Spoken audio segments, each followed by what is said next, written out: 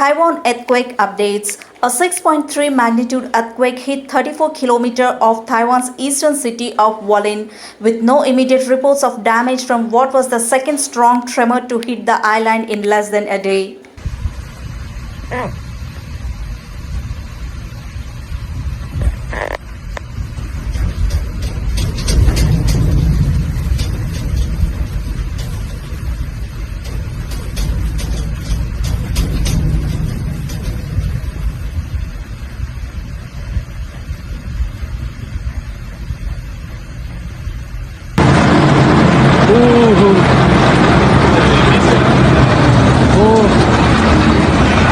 Equipo, abajo.